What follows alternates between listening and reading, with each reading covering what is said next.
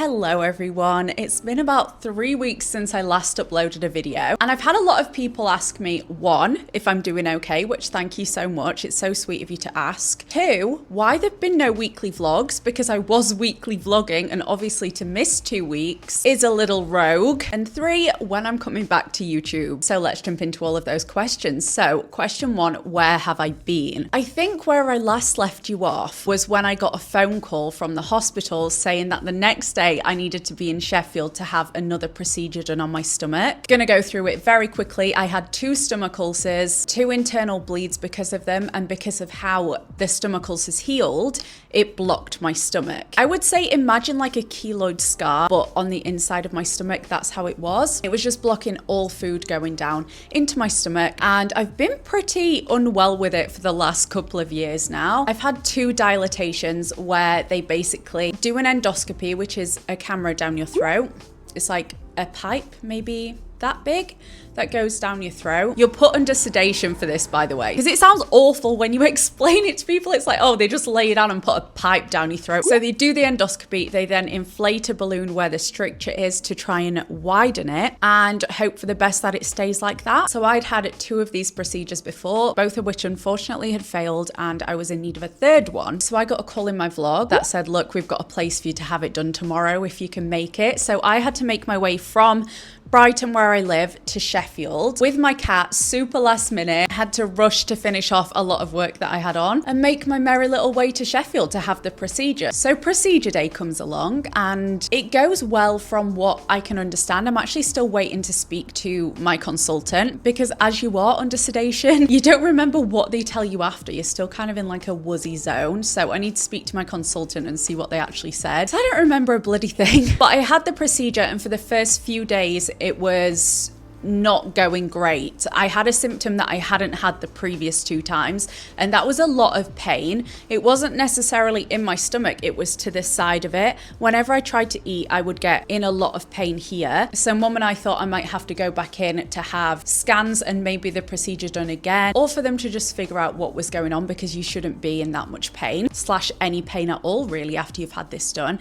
You should just be able to eat more than you could. And I couldn't eat at all still because everything I did eat really hurt. So I had the procedure on a Thursday. This was on the Friday when I was experiencing the pain, and Jane and I thought, right, we'll leave it over the weekend and ring the ward on Monday if it still hasn't calmed down. But luckily by Monday it had calmed down. I didn't have any pain at all when I was eating. I don't know where it went. Like all of a sudden it just didn't hurt, which is great, obviously. And then I could eat a little bit more food. Hooray! Let's finish out on the stomach story before I jump into what was happening at the same time as that. So it is about 10 days after I had that procedure now. For the first few days after the pain had gone, so I'd say like Monday to Wednesday, Thursday-ish, I could eat quite a lot of food and I was like, whoa, amazing, I can eat again. But since then, it's been slowing down a lot. I'm not feeling hunger at all. And yesterday was the first time since the procedure that I felt the pain of food sitting here, which is what I would feel before. It would be agony. Like I would eat something and because of the stricture, it would just sit in my esophagus and not be able to go into my stomach. So I would have to be sick. And that happened yesterday for the first time. Now, I don't know why that happened. I am just manifesting positive things. I'm manifesting that the procedure has worked, and hopefully today I'm able to eat a little bit more and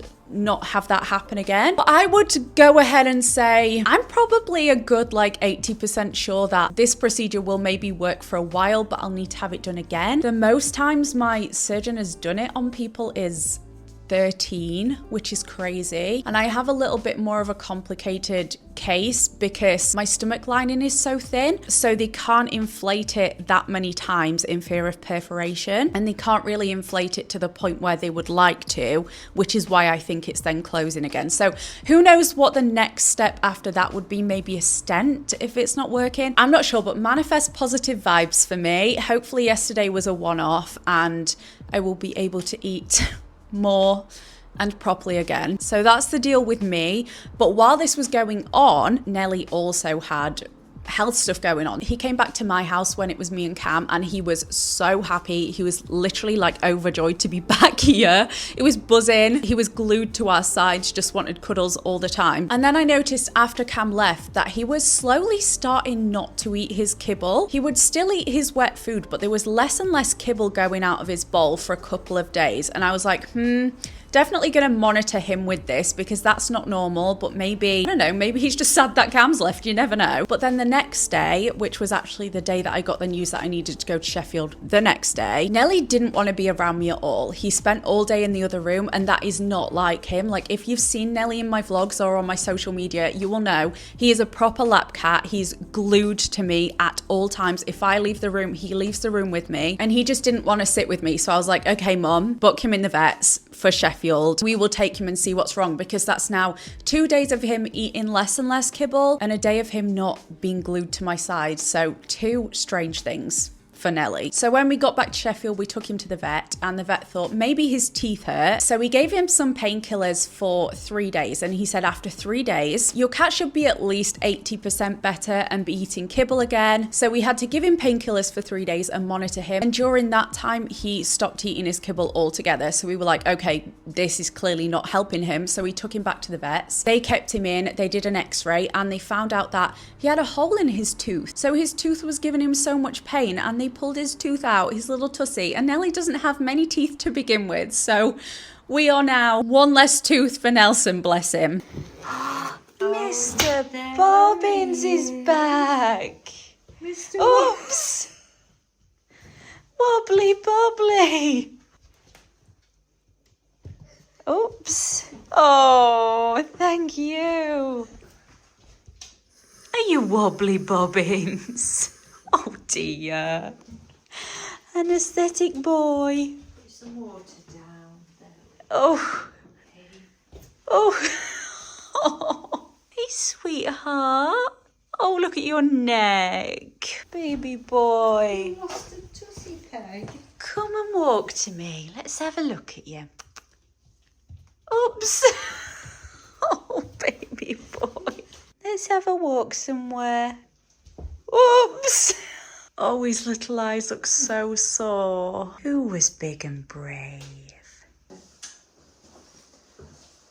Oh, poorly boy. Oh, his eyes look dreadful. Poorly boy. I've been drugged. Shall I rock you all night? Like a little baby. Oh, someone's all floppy. Pigeon, he just did a big trump. Did you let any poo out? Oh, he's shat himself. Nanny to the rescue. Somebody shat himself. Sometimes it just happens. I also requested a blood test at the same time, because I just wanted to make sure that he was okay and it was his tooth that was hurting him, and there wasn't like something else going on at the same time. We had to wait a few more days for his blood results. But when Nelly came home, he was eating a lot more. And between him having his tooth taken out and when his blood results came in, he was starting to go near the kibble again and like testing it out. So we were like, okay, he is on the mend. Anyways, the blood results came in, and obviously I'm not a vet and I also have a terrible memory.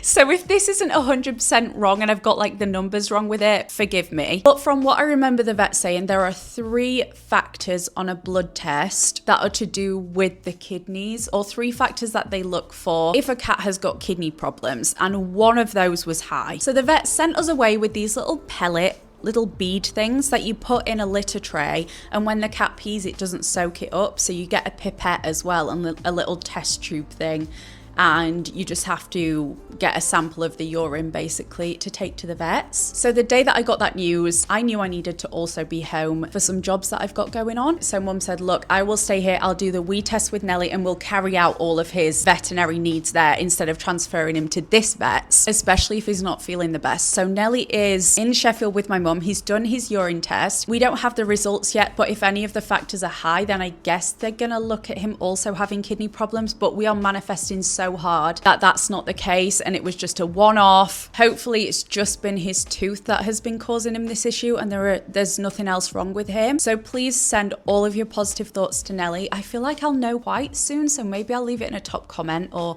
update you on Instagram or something with what is going on with Nelly. I think Mum's gonna bring him this weekend. It's currently Tuesday, so I came home on Saturday. He did his wee test on Monday yesterday and he's got another appointment at the vet's on Friday, and then if all is okay, she's gonna bring him back on the Saturday. So that's basically where I've been. I was struggling with pain and with not being able to eat and stuff like that, and at the same time I was so worried about Nelly, so I didn't vlog. I thought I would take that time to just kind of chill and get myself together, honestly, because I've also been struggling a lot with sleep lately and feeling super lethargic. But I had my B12 jab today and I'm already feeling a little bit better, I'm not gonna lie, which is great. So fingers crossed, I just needed my B12. I was 2 weeks overdue, so that could explain it. They also did a blood test though to test my iron levels because I have been anemic in the past and it's kind of a thing that comes and goes with me. So maybe I just need to take iron tablets again, we will see. But that's all the updates for now, really. Oh,